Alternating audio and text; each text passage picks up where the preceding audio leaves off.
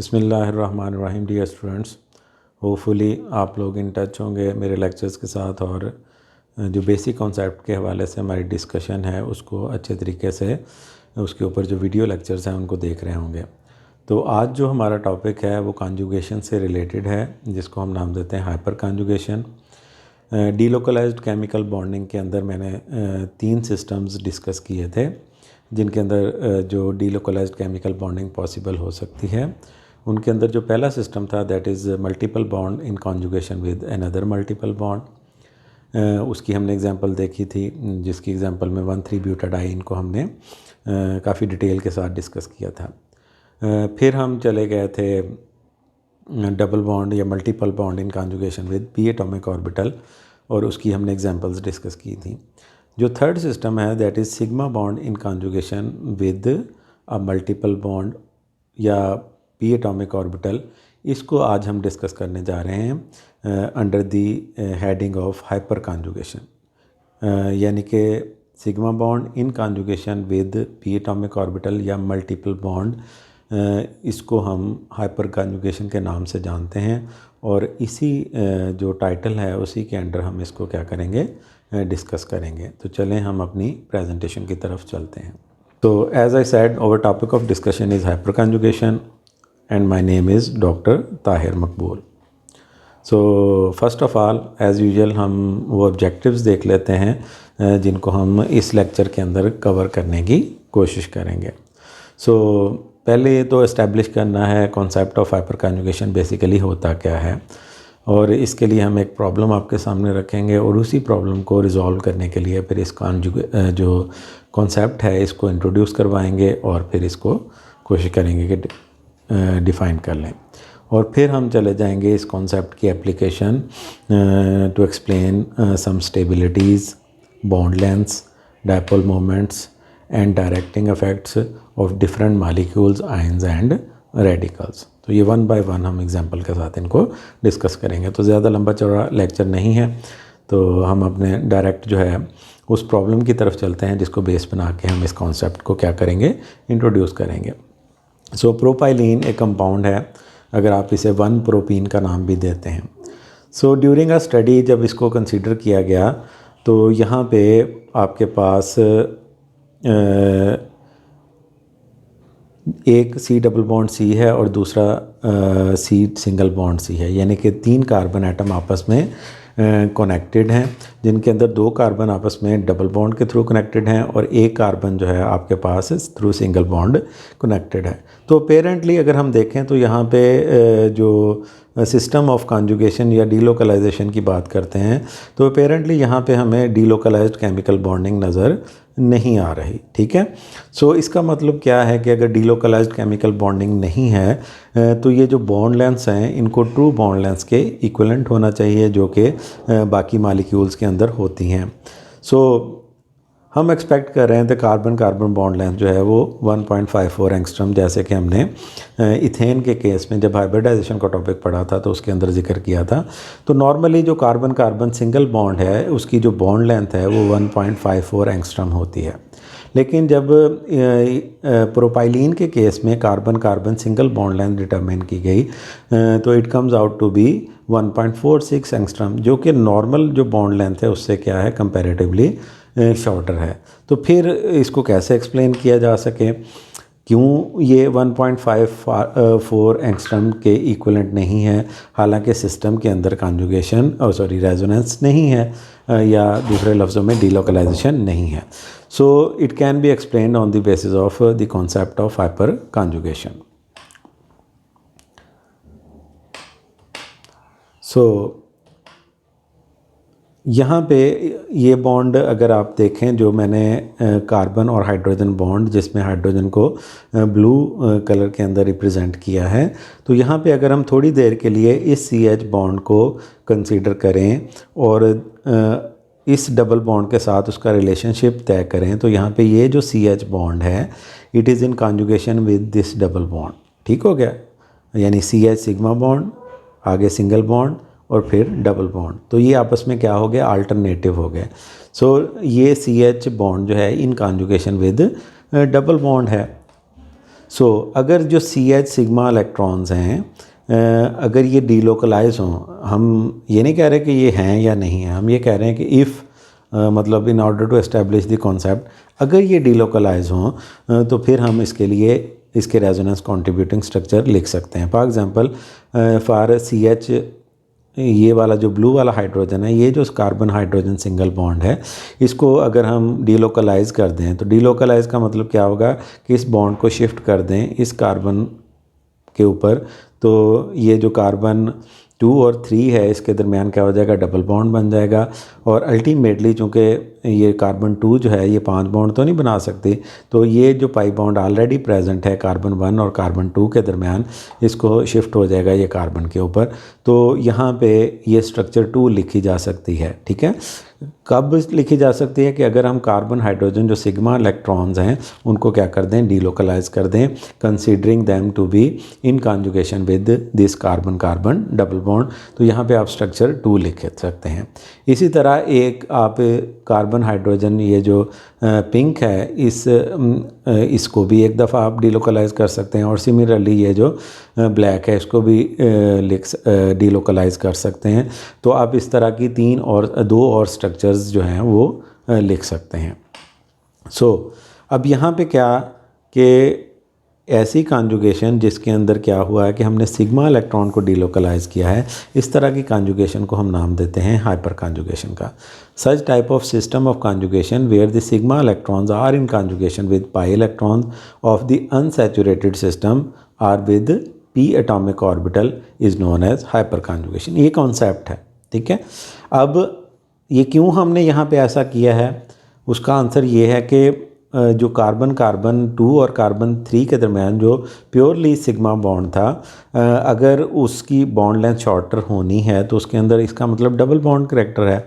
वो double bond character उसी सूरत में आ सकता है अगर हम CH सिग्मा बॉन्ड को क्या करें, डीलोकलाइज करें। दूसरे लफ्ज़ों में अगर हम सिग्मा इलेक्ट्रॉन्स को जो इन कॉन्जुगेशन है विद पाई इलेक्ट्रॉन्स उनके साथ डीलोकलाइज करेंगे, उसी सूरत में कार्बन 2 और कार्बन 3 यानी कि ये कार्बन 2 और ये कार्बन 3, कार्बन 2 एंड कार्बन 3, तो तभी इस सूरत में ये पॉसिबल है कि इसके अंदर डबल बॉन्ड करैक्टर आए जब ये जो कार्बन हाइड्रोजन सिग्मा इलेक्ट्रॉन है ये डीलोकलाइज हो जाएं with this pi bond in conjugation में होने की वजह से। तो इस तरह का कॉन्सेप्ट जिसके अंदर जो आपके सिग्मा इलेक्ट्रॉन हैं जो कि इन कॉन्जुगेशन होते हैं with pi electrons of unsaturated system or p atomic orbital, तो उस सूरत में जो कॉन्जुगेशन होती है उसको हम क्या नाम देते हैं, हाइपर कॉन्जुगेशन का, जो कि लीड करती है towards delocalisation, towards the formation of some kind of resonance contributing structure, और उन स्ट्रक्चर की बेस पे हम कुछ फिजिकल प्रॉपर्टीज़ को क्या कर सकते हैं, एक्सप्लेन कर सकते हैं। ये बात जहन में रहे, यहाँ पे हम CH हाइपर कॉन्जुगेशन की बात कर रहे हैं।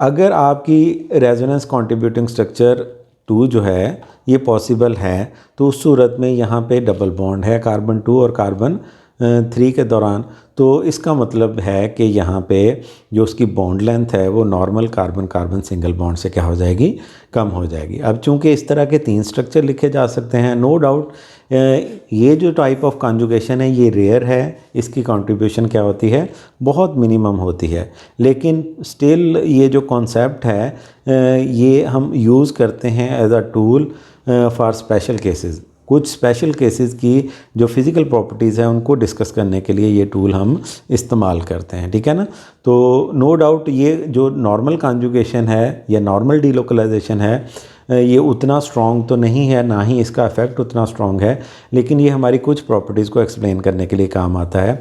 जिस तरह प्रोपाइलिन के केस में कार्बन 2 और कार्बन 3 के दरमियान जो सिग्मा बॉन्ड है उसकी बॉन्ड लेंथ नॉर्मल से शॉर्ट होने को एक्सप्लेन करने के लिए हमने इस्तेमाल किया।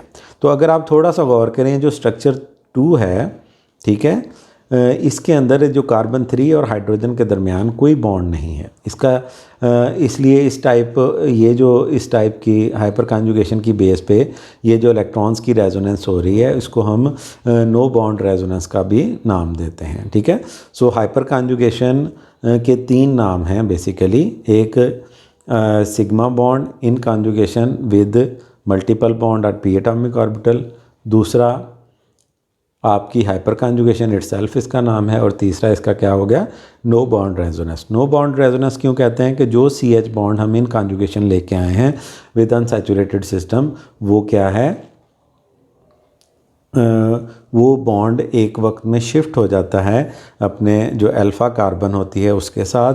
तो उस लम्हे के लिए जब हम वो स्ट्रक्चर राइट डाउन कर रहे होते हैं ऑन पेपर, तो उस वक्त उस कार्बन और उस हाइड्रोजन के दरमियान क्या होता है, कोई बॉन्ड नहीं होता, ठीक है ना।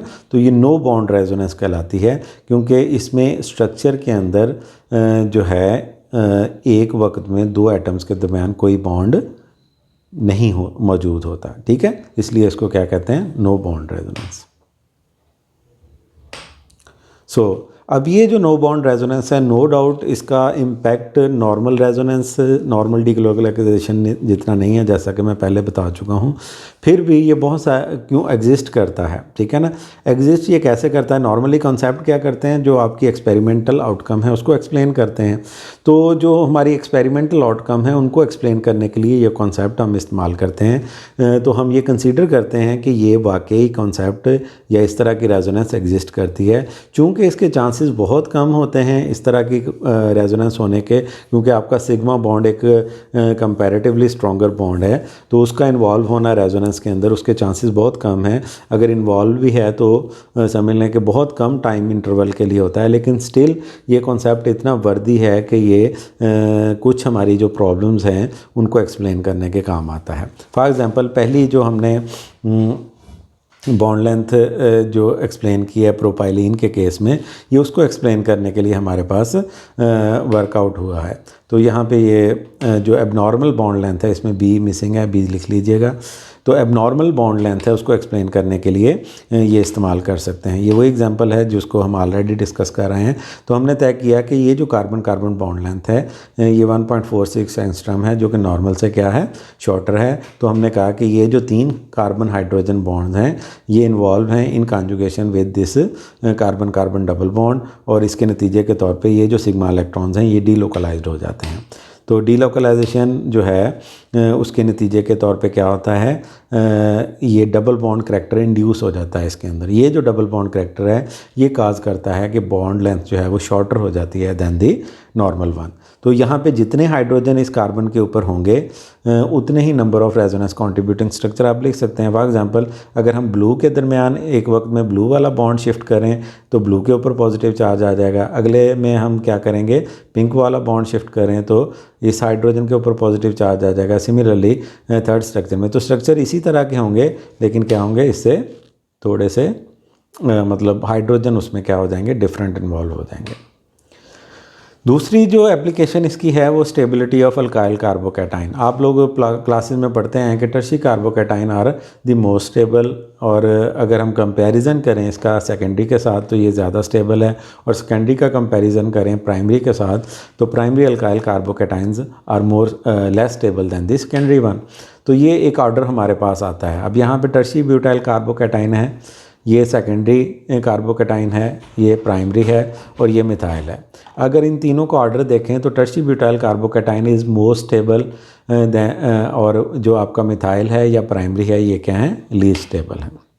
सो यहाँ पे जो हमें ट्रेंड मिलता है वो पहला ट्रेंड तो ये मिलता है कि जितने ज़्यादा मिथाइल ग्रुप किसी कार्बोकैटाइन के साथ यानी कि वो कार्बन जिसके ऊपर पॉजिटिव चार्ज है उसके साथ अटैच्ड जितने ज़्यादा नंबर ऑफ़ मिथाइल ग्रुप होंगे उतनी ही जो पॉजिटिवली चार्ज कार्बन है वो ज़्यादा स्टेबल हो जाएगी। तो फौरी तौर पे रीज़न हमारे पास आ गई, जो हमारा पहला कॉन्सेप्ट हम डिस्कस कर रहे हैं कि मिथाइल ग्रुप चूँकि इलेक्ट्रॉन डोनेटिंग है, तो इलेक्ट्रॉन डोनेटिंग मिथाइल ग्रुप क्या करेगा, इलेक्ट्रॉन डोनेट करेगा कार्बन पॉजिटिव को जो कि इलेक्ट्रॉन डेफिशिएंट है, तो मॉलिक्यूल को क्या करेगा, स्टेबिलिटी इम्पार्ट करेगा।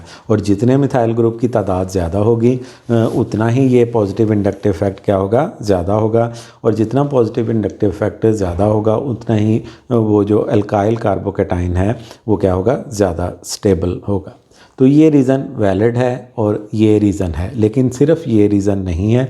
हाइपर कॉन्जुगेशन का इफ़ेक्ट इसको क्या करता है, इसके साथ समझ लें कि सम अप होता है, ऐड अप होता है, दूसरे लफ्ज़ों में इसकी तस्दीक करता है। ठीक है, अब हाइपर कॉन्जुगेशन अगर आप देखें तो ये जो कार्बन हाइड्रोजन सिग्मा बॉन्ड है, अगर हम ये कार्बन पॉजिटिव के साथ इसे देखें तो इस कार्बन पॉजिटिव का मतलब क्या है, ये sp2 हाइब्रिडाइज्ड है, इसके पास एक p एटॉमिक ऑर्बिटल है जो कि क्या है, वेकेंट है। तो ये हमारा third system of delocalisation that is CH sigma bond in conjugation with p atomic orbital की एग्जांपल के तौर पे लिया जा सकता है। और इस कॉन्सेप्ट को इस्तेमाल करते हुए हम ये रेजोनेंस कॉन्ट्रीब्यूटिंग स्ट्रक्चर लिख सकते हैं। तो अगर हम इस बॉन्ड को यहाँ शिफ्ट कर दें थोड़ी देर के लिए तो double bond carbon carbon double bond हो जाएगा। चूँकि ये ऑलरेडी पॉजिटिव थी तो अब इसके बॉन्ड 4 पूरे हो गए तो ये क्या हो जाएगी, न्यूट्रल हो जाएगी। और वो जो पॉजिटिव चार्ज है वो इस हाइड्रोजन के ऊपर चला जाएगा, क्योंकि ये जो कार्बन हाइड्रोजन सिग्मा बॉन्ड है इसके दोनों इलेक्ट्रॉन हमने शिफ्ट कर दिए कार्बन कार्बन के ऊपर। तो इस हाइड्रोजन के पास कोई इलेक्ट्रॉन नहीं है तो इसके ऊपर पॉजिटिव चार्ज है, यानी कि इस स्ट्रक्चर के अंदर कार्बन और हाइड्रोजन के दरमियान नो बॉन्ड है, इसलिए हम इसे नो बॉन्ड रेजोनेंस का नाम देते हैं। अब अगली स्ट्रक्चर में क्या होगा कि बजाय ये वाला कार्बन हाइड्रोजन बॉन्ड ब्रेक होने के मतलब शिफ्ट होने के, ये वाला कार्बन हाइड्रोजन बॉन्ड शिफ्ट होगा, ठीक है। और जो पिंक वाले हाइड्रोजन उसके ऊपर पॉजिटिव चार्ज आ जाएगा। सिमिलरली थर्ड स्ट्रक्चर में ये वाला बॉन्ड हम यहाँ शिफ्ट करेंगे और इस हाइड्रोजन के ऊपर क्या आ जाएगा, पॉजिटिव चार्ज आ जाएगा। अब चूँकि जो टर्शरी कार्बोकैटाइन है उसके अंदर सिर्फ ये वाला मिथाइल तो नहीं है, इसी तरह ये वाला मिथाइल भी है, ये वाला मिथाइल भी है।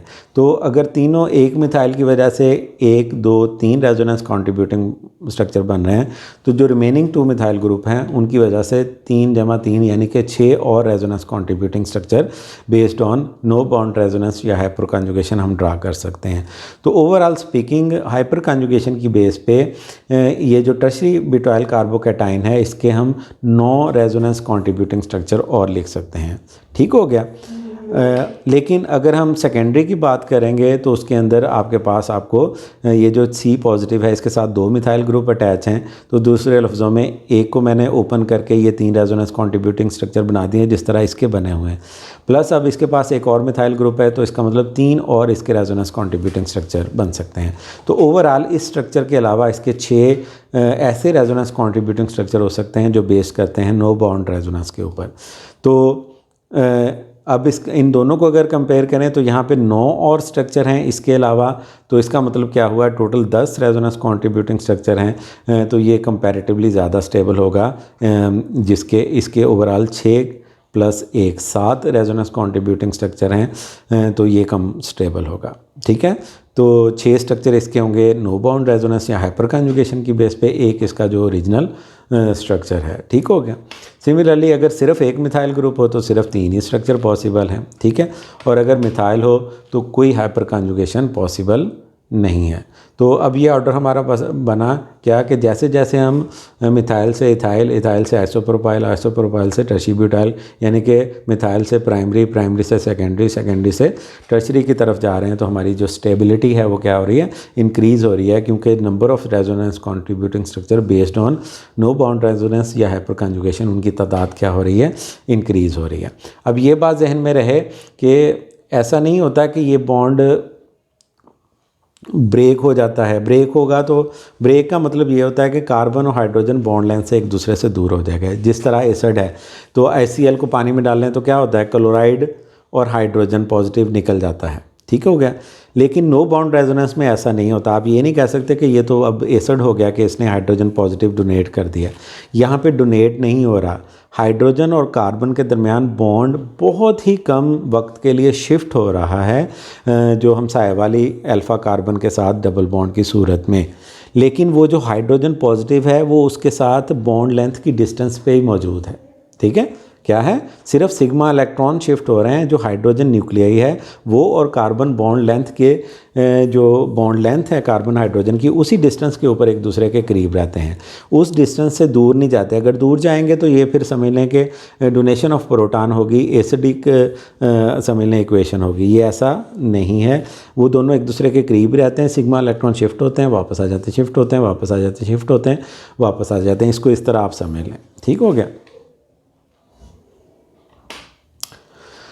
जिस तरह अल्काइल कार्बोकैटाइन जो है वो कंपैरेटिवली टर्शरी ज़्यादा स्टेबल है, सेकेंडरी कम है, इसी तरह प्राइमरी, इसी तरह जो फ्री रेडिकल हैं उनकी भी स्टेबिलिटी का ऑर्डर यही है। यानी कि टर्शरी जो अल्काइल फ्री रेडिकल है वो मोर स्टेबल है, यानी कि मोस्ट स्टेबल है, और जो आपका मिथाइल या प्राइमरी है वो क्या है, लीस्ट स्टेबल है। ठीक है, तो इसकी रीज़न भी क्या हम एक्सप्लेन कर सकते हैं on the basis of hyperconjugation, क्योंकि अगर हम इंडक्टिव फैक्ट लेके आएंगे तो वो इसको उतने आसान तरीके से एक्सप्लेन नहीं कर पाएगा। तो रेजोनेंस कंट्रीब्यूटिंग स्ट्रक्चर वैसे ही बनेंगे जैसे हमने लिखी हैं, ये मैंने एक लिख दी हैं, ये देखें।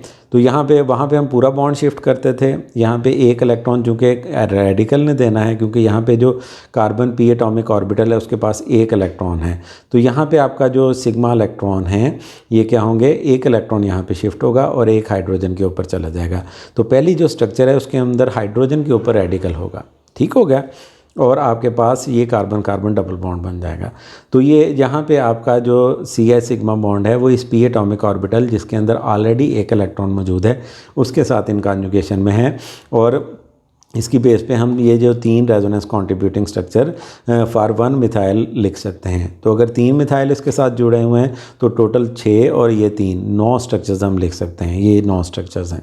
सिमिलरली अगर सेकेंडरी ले आएंगे तो 6 लिख सकते हैं, प्राइमरी ले आएंगे तो इथाइल के केस में 3 लिख सकते हैं, क्योंकि एक मिथाइल ग्रुप है, 2 मिथाइल ग्रुप हैं तो 6, 3 मिथाइल ग्रुप हैं तो 9, ठीक है ना। तो ये जो एडिशनल रेजोनेंस कंट्रीब्यूटिंग स्ट्रक्चर है on the basis of no bond resonance या हाइपर कॉन्जुगेशन, ये इस फ्री रेडिकल्स को क्या करती हैं, स्टेबलाइज करती हैं, और जितने मिथाइल ग्रुप ज़्यादा होते हैं उतना ही फ्री रेडिकल क्या होता है, ज़्यादा स्टेबल होता है।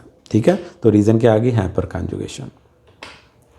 अब स्टेबिलिटी ऑफ एल्कीन्स, हम ये आप लोग जनरली अपने जहन में रखें कि जितनी ज़्यादा सब्स्टिट्यूटेड एल्कीन होगी वो उतनी ज़्यादा क्या होगी, स्टेबल होगी। ठीक है ना।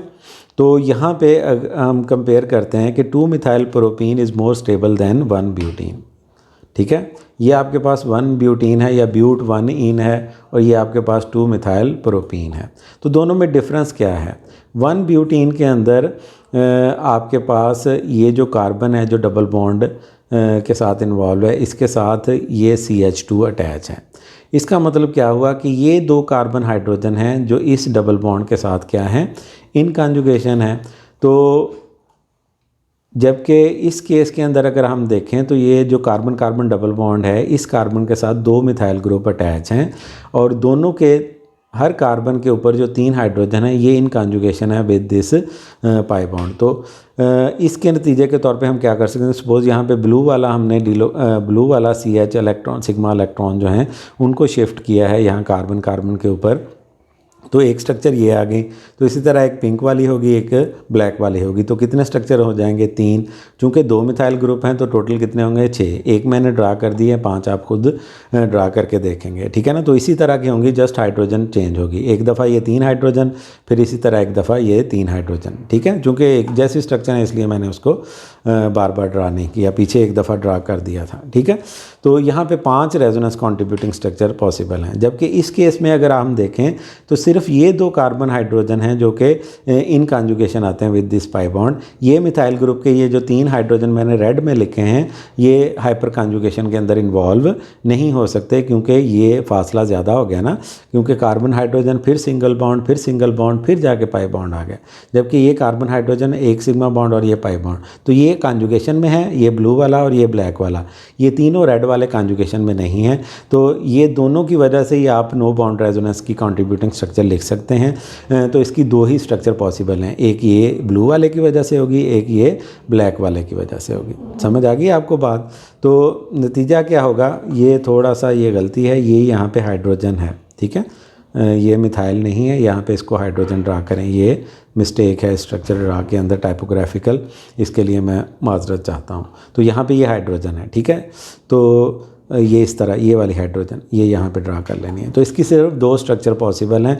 तो इस वजह से क्या हुआ, 2 मिथाइल प्रोपीन जो कि मोर सब्स्टिट्यूटेड है वो क्या होगी, मोर स्टेबल होगी देन 1 ब्यूटीन जो कि लेस सब्स्टिट्यूटेड है। और रीज़न यहाँ पे क्या आई, hyperconjugation. Stability of alkenes, ये एक टेबल है ये जो डिस्कस किया है। अब यहाँ पे मुख्तलिफ एल्कीन्स जो हैं वो डिस्कस की गई हैं। तो सबसे ऊपर इथीन है, फिर प्रोपीन है, फिर 2 ब्यूटीन है, फिर 2 ब्यूटीन है। अब 2 ब्यूटीन में चूंकि 2 आइसोमर्स पॉसिबल हैं, ज्योमेट्रिकल आइसोमर्स, एक सिस है और एक ट्रांस है। तो हाइपर कॉन्जुगेशन की बेस पे देखें तो यहाँ पे कोई हाइपर कॉन्जुगेशन नहीं है। यहाँ पे 3 हाइड्रोजन मौजूद हैं अल्फ़ा कार्बन के ऊपर, तो यहाँ पे 3 रेजोनेंस कंट्रीब्यूटिंग स्ट्रक्चर पॉसिबल हैं। और ब्यूटीन के केस में आपके पास 6 रेजोनेंस कंट्रीब्यूटिंग स्ट्रक्चर पॉसिबल हैं, 3 इस मिथाइल की वजह से और 3 इस मिथाइल की वजह से। और सिमिलरली यहाँ पे भी 6 रेजोनेंस कंट्रीब्यूटिंग स्ट्रक्चर मौजूद हैं। तो अगर हम स्टेबिलिटी का इनका देखें यानी कि हीट ऑफ हाइड्रोजनेशन देखें तो इसकी 31 है, इसकी 28 है। तो नीचे की तरफ जब हम जा रहे हैं तो हीट ऑफ हाइड्रोजनेशन कम हो रही है, दूसरे लफ्ज़ों में स्टेबिलिटी क्या हो रही है, इंक्रीज़ हो रही है। तो जिसकी 6 रेजोनेंस कंट्रीब्यूटिंग स्ट्रक्चर है वो 3 वाली से ज़्यादा स्टेबल है, और जो 3 वाली है वो 0 वाली से ज़्यादा स्टेबल है। अब ट्रांस और सिस का कंपैरिजन हम ऑलरेडी पढ़ चुके हैं स्टीरिक इफेक्ट की वजह से कि ट्रांस कंपैरेटिवली क्या होगी, मोर स्टेबल होगी, सिस जो है वो कंपैरेटिवली लेस स्टेबल होगी। हालांकि यहाँ पे हाइपर कॉन्जुगेशन की बेस पे जो स्ट्रक्चर्स हैं वो क्या हैं, उनकी तादाद सेम है, लेकिन ट्रांस मोर स्टेबल है than cis due to steric effect. ठीक हो गया। सो रीज़न क्या आ गई, हाइपर कॉन्जुगेशन। ठीक हो गया। आगे चलते हैं। Directing effect in substitution electrophilic reactions जो हैं ये हमने पढ़ने हैं, एरोमेटिक इलेक्ट्रोफिलिक सब्स्टिट्यूशन रिएक्शन, उसके अंदर इसको दोबारा भी हमने डिस्कस करना है। तो हम मिथाइल के केस में देखते हैं, टॉलुइन के केस में देखते हैं कि मिथाइल ग्रुप जो है वो क्या है, ऑर्थो और पैरा डायरेक्टर है। हालांकि मिथाइल आपने देखा है, मिथाइल का सिर्फ इंडक्टिव इफेक्ट है, रेजोनेंस इफेक्ट तो नहीं है, क्योंकि इसके पास कोई पेयर ऑफ इलेक्ट्रॉन तो नहीं है जो कि डोनेट किया जा सके। तो फिर ये ऑर्थो पैरा डायरेक्टर क्यों है? इसको तो क्या होना चाहिए, ज़्यादातर सब्स्टिट्यूएंट को ऑर्थो के ऊपर डायरेक्ट करना चाहिए, क्योंकि ये इलेक्ट्रॉन डोनेट करता है वाया इंडक्टिव इफेक्ट। तो इंडक्टिव इफेक्ट किस पोजीशन पे ज़्यादा होगा, ऑर्थो पोजीशन के ऊपर। तो ज़्यादातर सब्स्टिट्यूएंट ऑर्थो पे जाने चाहिए, उससे कम मेटा पे जाने चाहिए, और पैरा पे जाने के चांसेस तो बहुत कम हो जाएंगे क्योंकि पैरा पोजीशन इससे बहुत दूर है। लेकिन ये ऑर्थो पे भी भेजता है, पैरा पे भी भेजता है, मेटा पे नहीं भेजता। तो इस चीज़ को एक्सप्लेन करने के लिए फिर हम क्या लेके आते हैं, हमारा नो बाउंड रेजोनेंस या हाइपर कॉन्जुगेशन का इफेक्ट। ठीक है। तो पार्शली ये क्या करता है, ऑर्थो पे डायरेक्ट करता है ड्यू टू इंडक्टिव इफेक्ट, और पार्शली ड्यू टू कॉन्जुगेशन, कौन सी, हाइपर कॉन्जुगेशन। तो यहाँ पे क्या है, कार्बन हाइड्रोजन जो सिग्मा बॉन्ड है ये इन कॉन्जुगेशन आ गया विद दिस पाई इलेक्ट्रॉन। तो अगर हम इसकी रेजोनेंस कंट्रीब्यूटिंग स्ट्रक्चर लिखेंगे तो इस तरह लिख सकते हैं कि एक वक्त में ये वाला बॉन्ड इस कार्बन पे शिफ्ट होगा, और नेगेटिव चार्ज ये जो पाई बॉन्ड है ये इस कार्बन के ऊपर आ जाएगा। ठीक है ना। तो ये नेगेटिव चार्ज फिर डीलोकलाइज करेगा ऑर्थो, पैरा और फिर ऑर्थो पोजीशन के ऊपर। ठीक हो गया। और फिर जब ये वापस जाएगा तो दोबारा ये वाली स्ट्रक्चर आ जाएगी या ये वाली स्ट्रक्चर आ जाएगी। तो इसका मतलब क्या हुआ कि ये जो नो बाउंड रेजोनेंस हैं, एक हाइड्रोजन की बेस पे ये 3 स्ट्रक्चर, फिर दूसरे हाइड्रोजन की बेस पे ये 3 स्ट्रक्चर, फिर तीसरे हाइड्रोजन की बेस पे ये 3 स्ट्रक्चर। तो इसका मतलब क्या हुआ कि 9 स्ट्रक्चर ऐसे आ गए जिनके अंदर ऑर्थो या पैरा पे इलेक्ट्रॉन डेंसिटी क्या होगी, ज़्यादा होगी, और जिस पोजीशन पे इलेक्ट्रॉन डेंसिटी ज़्यादा होगी इलेक्ट्रोफाइल उसी पोजीशन पे अटैच होगा। तो इसलिए मिथाइल जो है वो क्या है, ortho para directing effect show करता है, partially due to positive inductive effect, क्योंकि पॉजिटिव इंडक्टिव इफेक्ट किसके ऊपर, ऑर्थो पोजीशन पे ज़्यादा होता है, और partially due to hyperconjugation, क्योंकि हाइपर कॉन्जुगेशन की वजह से जो नेगेटिव चार्ज है वो डीलोकलाइज होता है into para position as well as on ortho position. ठीक है। तो मेटा डायरेक्टिंग नहीं होता। अगर सिर्फ इंडक्टिव इफेक्ट होता है तो ये सिर्फ ऑर्थो पे भी जाता है, मेटा पे भी जाता है, पैरा पे भी जाता है, लेकिन पैरा पे कम होता है, मेटास पे उससे ज़्यादा, ऑर्थो पे उससे ज़्यादा। लेकिन ये सिर्फ ऑर्थो और पैरा पे जा रहा है। रीज़न क्या है कि इंडक्टिव इफेक्ट के साथ हाइपर कॉन्जुगेशन भी रोल प्ले कर रही है। ठीक हो गया। ये जो डायपोल मोमेंट है, डायपोल मोमेंट आप लोग पढ़ चुके हैं। अब टॉलुइन का डायपोल मोमेंट मैंने आपको बताया था कि ये पोलराइजेशन इस वजह से इंड्यूस होती है कि ये sp3 हाइब्रिडाइज है, ये sp2 हाइब्रिडाइज्ड है। दूसरी इसकी रीज़न क्या है, हाइपर कॉन्जुगेशन की बेस पे टॉलुइन के आपने रेजोनेंस कंट्रीब्यूटिंग स्ट्रक्चर ये पीछे ये वाली स्ट्रक्चर देख लें तो ये अब ये बॉन्ड ब्रेक होगा तो दूसरे लफ्ज़ों में यहाँ पे पॉजिटिव चार्ज है और यहाँ पे क्या है, नेगेटिव चार्ज है। तो आपके पास क्या हो जाएंगे, पोल्स क्रिएट हो जाएंगे, ठीक है ना। तो इसकी वजह से इसका क्या हो गया, डायपोल मूवमेंट हो गया, ठीक हो गया। नाइट्रो ग्रुप का अगर लगा हो बेंजीन के ऊपर तो इसका डायपोल मूवमेंट ज़ाहिर बात है उसकी डायरेक्शन क्या होगी, नाइट्रो ग्रुप की तरफ होगी। मिथाइल में डायरेक्शन क्या होगी, मिथाइल से बेंजीन की तरफ होगी, क्योंकि पॉजिटिव से नेगेटिव चार्ज की तरफ होती है।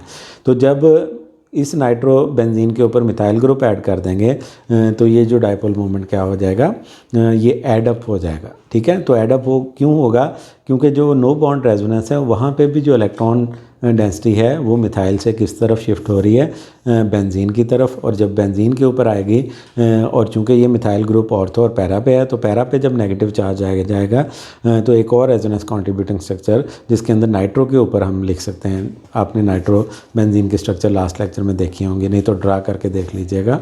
तो यहाँ पे क्या होगा, डायरेक्शन क्या है, सेम है, मिथाइल से बेंजीन की तरफ और बेंजीन से नाइट्रो की तरफ। तो ये जो डायपोल मूवमेंट है ये क्या हो जाता है, एडअप हो जाता है। और ऑलमोस्ट आप देखें 4 को और 0.4 को आपस में एडअप करें तो जो आंसर आता है वो 4.5 के एग्जैक्टली करीब आता है, ठीक है ना। तो यहाँ पे हाइपर कॉन्जुगेशन जो है वो जो आपका डायपोल मूवमेंट है उसको क्या कर रही है, उसके साथ रोल प्ले कर रही है और उसके नतीजे के तौर पे जो डायपोल मूवमेंट हैं वो क्या हो रहे हैं, ऐड अप हो रहे हैं, डायरेक्शन सेम होने की वजह से, ठीक हो गया। तो यहाँ पर हमने अपनी गुफ्तगू का इख्तिताम करते हैं, ठीक है ना। तो हमने काफ़ी अच्छे तरीके से जो हाइपर कॉन्जुगेशन का कॉन्सेप्ट है वो क्यों है, उसकी ज़रूरत क्यों हुई, एक प्रॉब्लम के साथ उसको इलस्ट्रेट किया और फिर उस कॉन्सेप्ट को इस्तेमाल करते हुए जो जो हम चीज़ें एक्सप्लेन कर सकते हैं उनकी कुछ एग्जांपल डिस्कस की। बुक्स पढ़िएगा, आपको और भी एग्जांपल्स इसके अंदर मिल जाएंगी। तो अब टिल द नेक्स्ट लेक्चर, अल्लाह हाफिज़, फ़ी अमान अल्लाह।